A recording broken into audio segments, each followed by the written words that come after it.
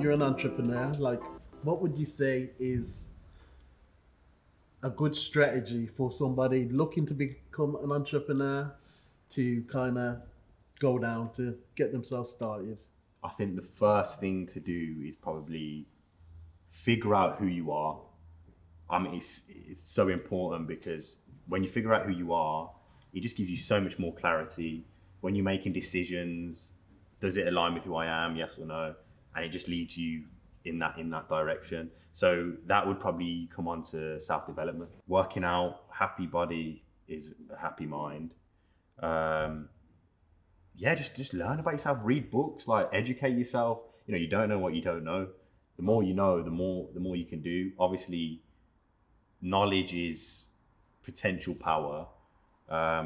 It's one thing having knowledge, but you've got to apply it to, I guess, be successful. Yeah. Do things. So when you say learn about who you are, like in what sense? Like, what have you learned about yourself on your entrepreneurial journey that helps you make decisions then?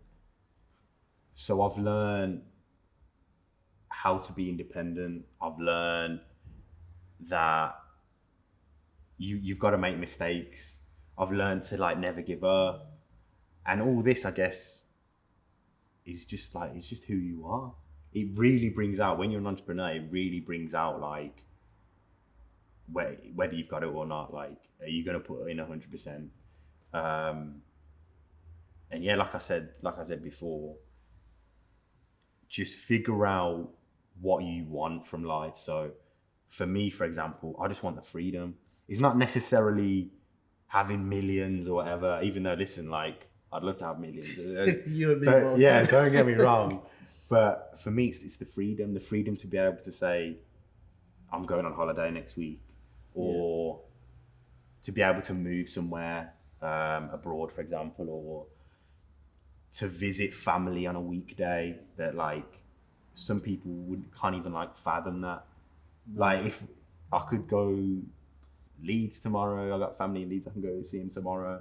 Go and play golf. I love playing golf. Okay. So it's your why, I guess. Finding out who you are is your why. Like, who am I? What do I want? And, you know, how am I going to get there? But again, it's the whole how am I going to get there, like I was saying to you before, about having a plan. When you're an entrepreneur, nothing goes to plan. Like, there's always, you know, zigzags, ups and downs. But of course, having that goal there, it gives you clarity on, you know, the decisions you're going to make. Does it align with my goal? Does it align with who I am?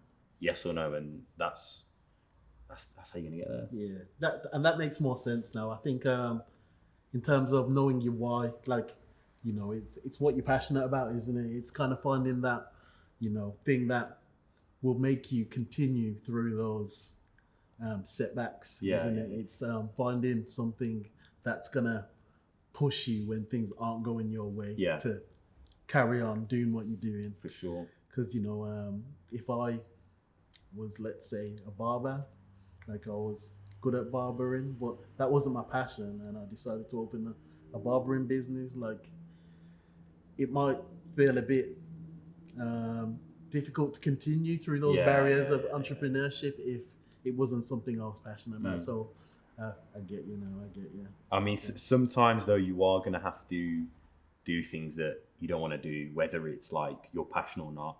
So for example, I hate doing admin and stuff like that, but I've got to do it, man. Like it's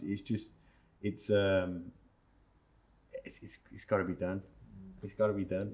It's part and parcel of exactly being an entrepreneur. Exactly. No admin gets done. But you know, learning about yourself, figuring out who you are, it's liberating, man. Like it just makes things so much easier, and that's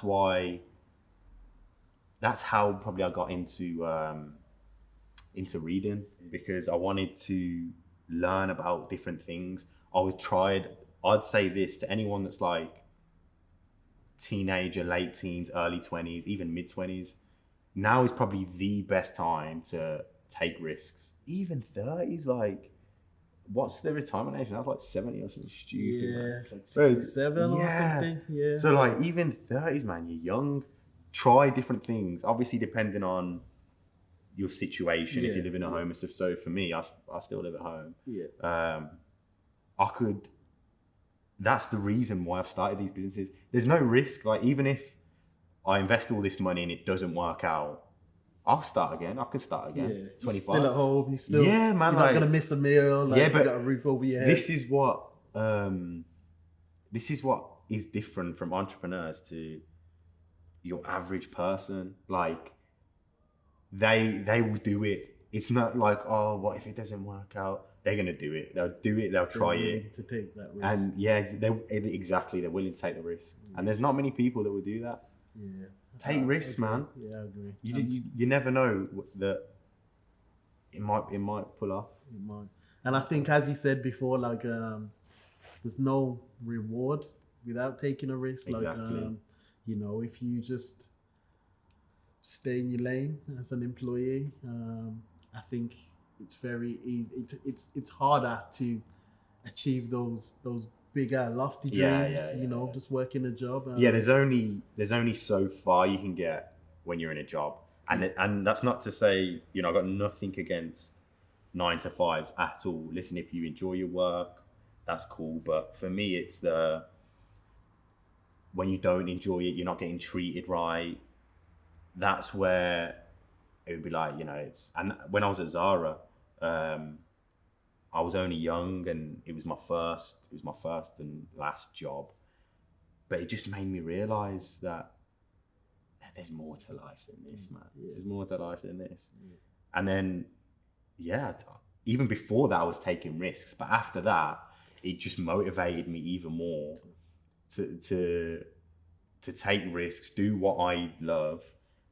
And that's it. Took off. Anyone in their 20s, teens, whatever, I'd say try so many different things. Like literally, and this is another form of like figuring out who you are and your why. So try different things. Like if you want to be a DJ, try DJing. If you want to, I don't know, be a strawberry picker, try it. Bro, I see so many people making businesses out of like the maddest things. You go on TikTok now, you scroll through, go on live. There's people that are making money from like just the maddest things. Like I'm trying to think of an example. Have you seen that Jeremy Fragrance guy? I haven't. Is this guy? Yeah, he gets aftershaves. Like you can't even smell them through the screen. This guy gets out aftershaves and he tells you which ones smell nice and like how they smell. And he's like a millionaire. Really? Like it's like what even is that job title? An aftershave smell. Like you can literally do anything. Again, the possibilities are endless. Just try different things because not only are you going to figure out who you are, but like me, you might be able to make a business from it. Yeah.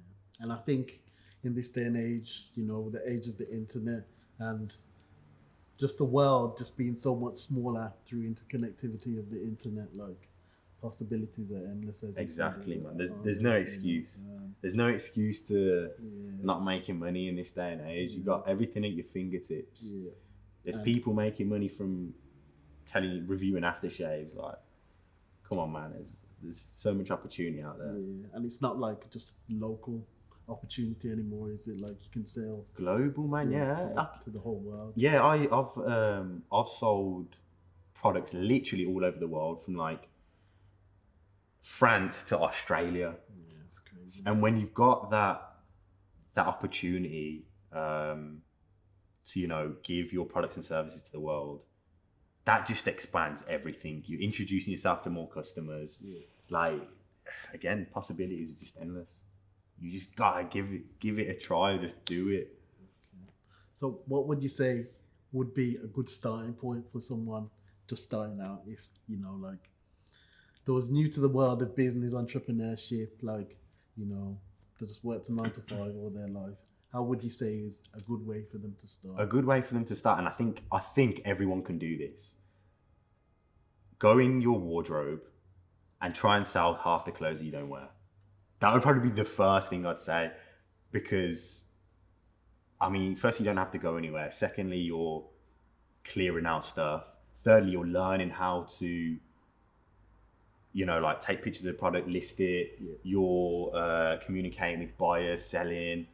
It introduces you to just, I guess, a different world from what you're used to. Yeah. And you'll learn so many skills from that, like communication, working with numbers.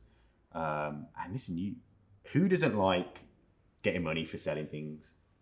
Like, let's be honest. So yeah, I'd probably say start with something like that, because everyone's got clothes that They don't wear, or you Yeah, can so kind of that's- sell or get rid of. Yeah. And even like today, sometimes and when I first started out, I used to go on like Depop, different apps, Vinted and stuff, even like Car Boots, buy stuff from there and sell it on the same platform or a different platform.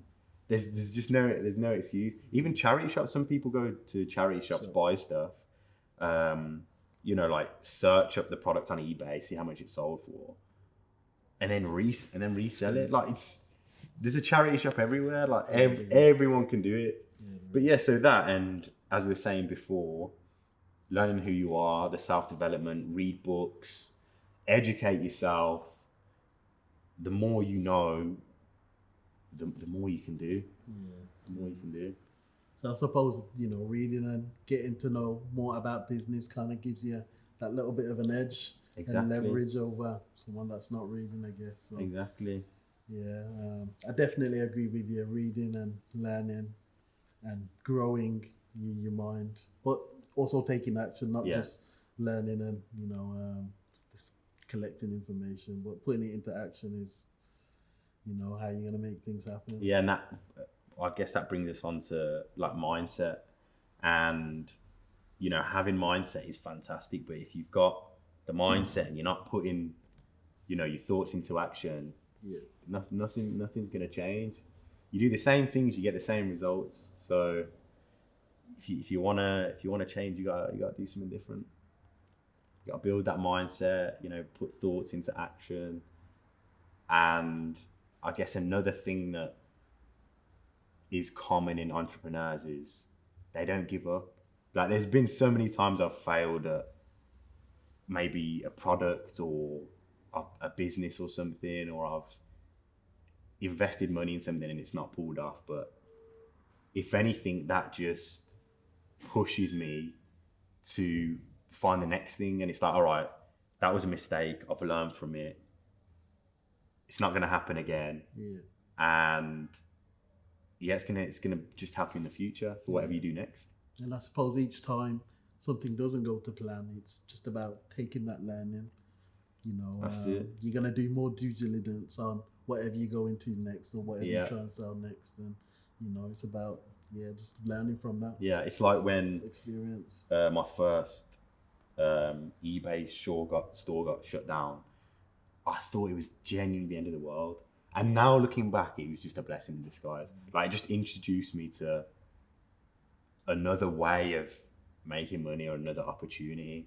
So don't see, when you have these like kind of setbacks, don't see it as the end of the world. It's more of, like you said, a learning curve. And that builds character, man. Like, you're not going to get anywhere without failing and learning. So for me, when I fail now, I'm pumped, man. It's like, yes, another learning curve, man. Like, it's not going to happen again. Or I've learned from this. How can I, you know, put this? How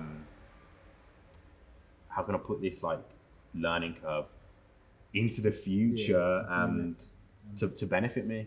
So if you don't mind me asking, like, why did your eBay shop get shut down? So I thought I was clever by dodging like the 10% fee. And this is actually a good lesson for everyone. There's no shortcuts. Like, there's no shortcuts in being an entrepreneur. In business. Like, I thought that I could dodge like the eBay fee, get paid directly, and obviously they've got rules and regulations. Okay. And I must have done it a couple of times. So I don't think they would have shut me down straight away. And then I woke up one morning And literally for that 10%, which was probably like, I don't know, 10 or something, Yeah. I lost everything. So was it worth it? No. But again, looking back, it is what it is. And Learn from it. I sobbed for like a good month, but I got back up. There was no choice. It was like, I could either be upset and carry on like this, or find another way. Finding a way, that's literally entrepreneurship, finding a way. Well, Angelo, it's been a pleasure talking to you. Pleasure, man. Having you here today. Thanks for coming through. Thanks for having me. Speaking with us about your journey and what it takes to become an entrepreneur. Thanks, guys, for tuning in. We'll see you next time. Take care. Peace out.